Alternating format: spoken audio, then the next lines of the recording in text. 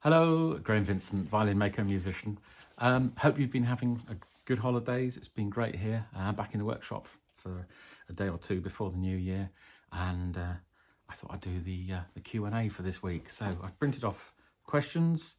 Let's start with this one from Aaron, who's one of my Patreons.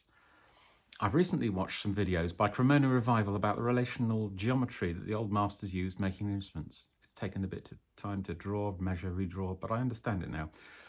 I know you've mentioned using your own design. How did you decide on dimension? Is string length a factor? Did you pick a radius for the Vasici? I don't have your plans, blah, blah, blah. Okay. Any chart? Yeah, so let's tackle with that one. There's so much to discuss wrapped up in this question. There really is. So I think people often go hunting for a golden answer to a question. And I think a lot of people believe that there is a magical list of equations and calculations and so on that people used. I have spent a lot of my time in the workshop over the years. I've also spent a lot of time in drawing offices over the years, on the drawing board, doing things by hand, and also with computer-aided design. And I have come to the kind of conclusion that most people like to do things by the most simplest and easiest way possible most of the time. I think initially it could be that someone broke down all of these things, worked everything out and came out with this wonderful form, but I don't think that's necessarily the case. I tend to think as soon as someone had a nice design, everyone else just leapt on board and did variations on that. And it's quite easy to see, I mean, the violin didn't just appear out of nowhere on its own. There's been a sort of gradual and incremental improvement, and you can see, you can see how the F hole has changed from a simple round hole through a sort of a curved thing, through a curved thing with holes on the end, to the curved thing which has been swapped around on the base. I mean, it's these things all have a very definite evolution, and I think the shape of the violin is much the same. You can see, I mean, the Vasici mentioned this radius here. Well, if that's a curve of any type, then it has a definite radius, even if you didn't actually really consider what that radius was when you drew it. And I honestly, I know this is going to be slightly contentious, but I honestly feel a lot of the time people sketch out nice shapes, and that's I think where a lot of it comes from. There's a chap called Dmitry Badyrov who has some very good ideas about sort of harmonic proportions, and he uses that to inform his design. And you need to go and seek him out and have a listen to what he has to say if you think that's interesting. I think there's some mileage in that, as I do in all of these things. But I mean, for example, I've spent money on books, where someone was sort of extolling the virtues of using these logarithmic curves and so on, and how they could be fitted around every single shape on a violin. And yeah, I mean, in all honesty, I do kind of feel that, I mean, most people probably had sort of, they got a ruler and said, how wide is that violin that Mrs. Smith wants me to copy? Oh, it's that wide, and it's that wide in the middle, and that one, and it's that long. And they probably marked those things out and then drew the rest by eye, I think. And I honestly think it may be as simple as that. And that's not to detract from the amazing thing that this violin is. It may be that it's simply better because it's guided purely by the human's idea of beauty and form. That's kind of where I see it coming from. Obviously, within that, there are some very definite, exact measurements. you know, people like the strings to be a certain length, you know, the neck to be a certain width, all these sort of things. People like the body stop to be that long, they like the neck stop to be, you know, that long, and so on. So, you know, those parameters are important. But having said that, I mean, if you design a violin around harmonic proportion, and then it's not actually the harmonic, it's not the string length that the thing originally had before its neck was lengthened anyway, there's a big question mark there, isn't there? So I think my answer has probably raised more questions than it's given answers. I do apologize for that. This is kind of something that is still occupies my mind on a fairly regular basis, but at this point in time, I think all I can say is at this point in time, this is how I feel about it. And who knows, in 6 months' time or 5 years' time, I might have a completely different opinion on the matter. So we'll see how it goes. Aaron goes on, any chance of you can make a matching violin and guitar? That's one of my goals. I've had some violin lessons with my son and daughter. Now they also play violin and guitar respectively. I'm working towards making a match set of each. Oh, that sounds absolutely wonderful. Yeah, I mean, my daughter plays the violin, my son plays the guitar, and I made the violin for my daughter, which she plays, which is wonderful. And it's on my list of things to do to actually make a guitar for my son. As far as a matching set, I'd just be, personally, I'll be happy just to make one that he likes. So we'll see how that goes. But I'd be really interested to talk to you more about that, Aaron. And if I can help in any way, just let me know, basically. He mentions John Mangum, who's done quite a lot of videos on sort of fiddle making, and how he used bird's eye maple. And originally I just wanted to copy him, but I hear bird's eye is harder to shape. Well, that's what a lot of people have said about bird's eye maple. It is quite tough, for sure. Yeah. Okay, well, I think there'll be more to discuss about that one as we go, by the sound of it. So I look forward to that one developing. Matt Graish. Graham, I continue to enjoy your content on YouTube. Jolly good. Believe it or not, I enjoy doing it as well, so it's all good.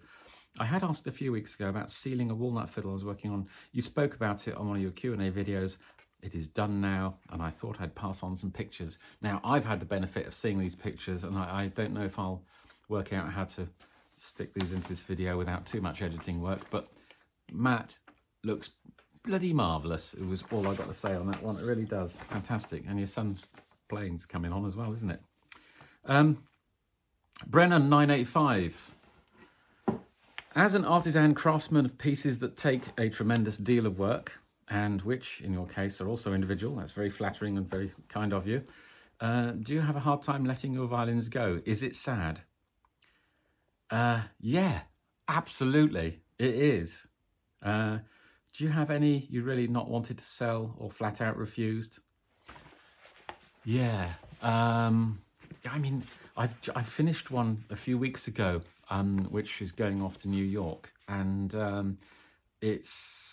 I mean, initially I wanted to keep it for a few days just to make sure it settled in correctly, and I wasn't entirely happy with it, so I changed the bridge and the sound post, and I was much happier with it. And then, do you know what? Today I just suddenly realised that I didn't really need to be hanging on to it as long as I was. It sounded fine. It had settled in, so I've actually sort of set to, and I've made a crate, and it's now screwed into its crate, and it's going to be going off tomorrow morning probably, if subject to FedEx being open to receive parcels. But yeah, it is really difficult to let go of them sometimes. There was one this last summer. I went to the Sidmouth Folk Festival, and I had a stand there, and I took 5 violins with me, and there was I mean, I liked all of them, it has to be said. 4 of them sold, and I shut my stall like 3 days early, so I thought, no, I just can't sell this one. I've got to keep this one, and I kept that violin. And when someone did actually buy it off the website, I was really rather disappointed, to be honest, because I had kind of seen it as my violin. And yeah, and there have been others as well. I mean, I've just finished this Spanish cedar one, and again, I mean, it's on the website, but I must admit I'm not pushing it very hard because I kind of I rather like it. I could see me playing that one. So yeah. So the answer to your question is yes, I do find it difficult, and like every single one, pretty much, just about. But there we go.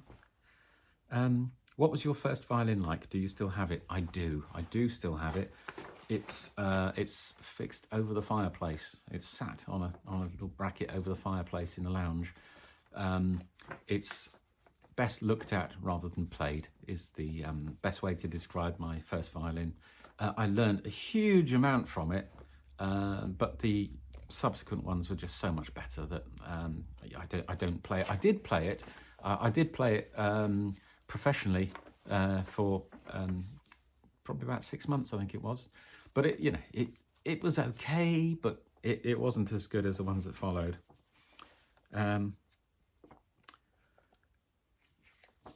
I wonder if you ever really wanted to match the archings of a planned template, could you use that Stradivari pointy tool to set dots at the appropriate depths on a grid to set the arching? Maybe a drill press would be a better tool for that. Either way seems very tedious. Yeah, I don't think you'd do it that way. I mean, I personally don't use arching templates, but the way that people do them, let me just grab I mean, this isn't the template of front, it's a template of a mold, but basically, obviously if I look at a line through here, the arching would effectively, do that. And what people tend to do is they have an arching template, which is, normally a half template, and has that arch, and then they turn it around so they can check that side as well. And you normally do the outside arching first, using gouges and then thumb planes and scrapers, and you work to get the outside curve correct. And then you do the inside, and that's when you use the pointy tool, because at that point all you're trying to do is let me just, you're talking about matching the arching rather than the thickness, yeah. Okay, yeah, so then at that point you then do the inside, yes, using either the pillar drill or your pointy tool, which is up there, to actually sort of get it down so you've got something close to the thickness you want. And then once you've got the whole thing down to the thickest point, then you on the inside would draw some lines and basically sort of do do the sort of different contour thicknesses that you wanted to, if you wanted to, from there. So yeah, I hope that, does that explain it? I hope that explains it. If it doesn't explain it, Brennan985, then ask me again and explain what I misunderstood, and we'll have another go.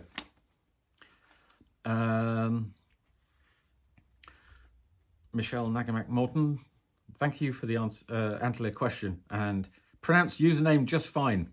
Excellent. I was lucky to have discovered and played a very fine singing driftwood violin made off the shores of Salt Spring Island in BC. What's that? British Columbia, isn't it? Totally unreal and magical, deep, rich ocean tones, I call them. Nicest homemade I've ever played. It's interesting because quite a few old Italian instruments have high salt contents. And there's some discussion about why that is. A lot of people believe it's because the wood was somehow floated around the place in the harbour or something, and other people believe it's simply that it was a sort of a method used at the time to sort of cure or prevent woodworm. But it's interesting to note that they often do have a high salt content. Helen G2274, talking of dream violins, are you going to make a viol de gamba at some point? It would sound amazing at the French sessions. Yeah, it would sound amazing. There's so many things I'd like to do in life. I haven't probably got the time to do all of them. It's on the list, but there's quite a long list, unfortunately. So being realistic about it, I wouldn't hold your breath. That's all I can say. Yeah, sorry about that. Monty Latham 739. Hi Graham. I had asked another question last week, but I must have put this in the wrong place. Okay, sorry. I do some wood turning, and sometimes I glue wood temporarily by putting a piece of paper in the glue joint. Do you think this would work for the blocks to help it make it easier to detach? Yeah, I've seen that with woodwork. I mean, with turners, and I've done exactly that before. When I was at one stage, I was turning some pillars to go on the front of a piece of furniture, and you only wanted about 3/4 of the column. So you know, you glue a piece of waste wood effectively on. You do your turning, and then you just they separate along the paper joint quite easily. Yeah, you could. If anything, I think it might make it too easy to remove the paper, to remove the to open the joint, and that wouldn't be good either. So I think maybe we just probably best to just accept the fact it's awkward getting the blocks detached from the mold, but at least you have the comfort of knowing that they're not going to come unstuck at the wrong moment, which if you start to make it too easy to unstick them, then you could be shaping the corner block or fastening something to it, and then all of a sudden it's come adrift and you'd be in trouble. That's my thinking. Mick Carr 2744. Hi Graham, hearing you talk about glue reminded me of a video I watched of Jerry Rosa doing one of his fiddle repairs. He was talking about modern glue technology and said that if Stradivarius was alive today, he would probably be using Titebond and super glue. What are your thoughts on this? Interesting. I think, well, let's start. If Stradivarius was alive today, he would probably be running a guitar factory because he was a businessman as well as an artisan, and he was following sort of main fashion, if you like. Let's just get that off the screen. That's better. So he, I think, probably would be using super glue and Titebond on his guitars, whereas violin makers nowadays are slightly the old school kind of people, if you like. We're not really, I mean, although the violin is a popular instrument, it's not exactly at the forefront of many things. So yeah, he probably would be, and he'd probably be producing a lot of stuff on CNC machine as well. But if he were making violins, I suspect he would still be using hide glue, because having gone around the houses on this several times, and I have and do use super glue for some things. I have and I do use Titebond for some things. Most of the joints in violins are better served, I believe, with hide glue. So as I say, I think if Stradivarius were still making violins in a small workshop, that's what he would choose, simply because it still holds up as probably the best glue for the job. There's a video, yeah, to have a look at my video on hide glue, because I go into a lot of its advantages at some length. Yeah. Andrew Parrish 437. Hi Andrew. What is the difference between a violin and a fiddle? Ooh. Okay, right. So, a violin and a fiddle, if the simple answer is there is no difference at all. It's the nut on the end of the bow, the nut being the person holding the bow rather than the thing screwed on. It's they are fundamentally both exactly the same instrument, and there are, I suppose one of the defining things between a fiddle and a violin is the sort of music you would play on it. Many classical players refer to their violins as fiddles. For them, it's an interchangeable term. It is, for me, it's an interchangeable term. I think of it as the same instrument, but there are certain violins stroke fiddles which have been set up for some types of music which a classical player would not be interested in playing. So whether you want to define them as fiddles rather than violins, that would be not an unfair way to categorize it. For example, I think a lot of my understanding, correct me if I'm wrong, is a lot of old time or bluegrass players like to have a fairly flat bridge, less curve than standard, and so you could argue that that's a fiddle you're holding, even though just changing the bridge would then make it a violin. So personally, I just think of them as both the same thing. I don't think it's anything to do with the type of wood used. I have seen some, not many, but some examples of, real violins made with other timbers. So I don't think it's that simple. Okay, DIY Dark Matter. Hi, Graham Buddy. Okay, question is, Stradivarius used geometry to shape his violins. They were very balanced, and where he removed wood and how things lined up. It's amazing how much math was involved in this work. My question is, do you use a lot of geometry when carving the violin, so far as trying to match up the sides of the plates, the size of the upper and lower body, and so on? I think I kind of covered this in that earlier, in response to, was it Aaron's question? Yeah, it's I do and I don't. I kind of I've made some lip service, if you like, to, proportion, and made sure that my overall dimensions tie in, with what is acceptable to the violin playing world. But outside of that, I've tended to just design by eye, which for me is much more satisfying, really. So that's where I am.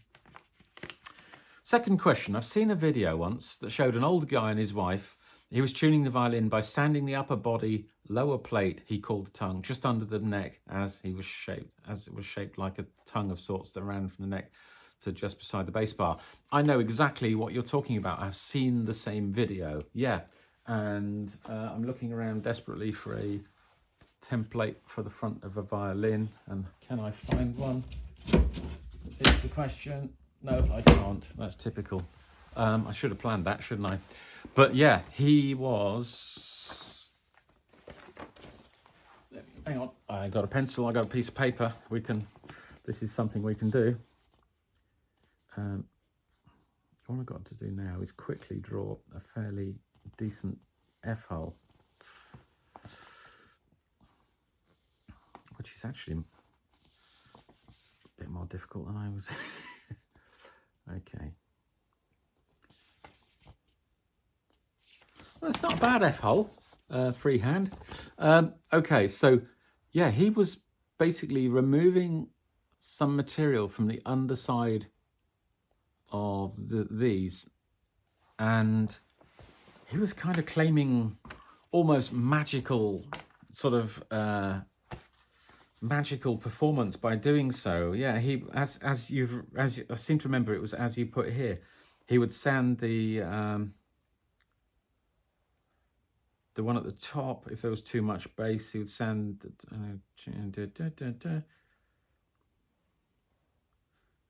Yeah, I can't remember the exact details, but basically he seemed to think, if you took out a bit of this one, you'd get more treble, and a bit more of this one, and you'd get a bit more mid and low tones. It was quite interesting, and also he was doing this and then sort of going, oh yes, listen, it's transformed. And I personally sat there listening to it thinking, well, sounds about the same to me, to be honest. So I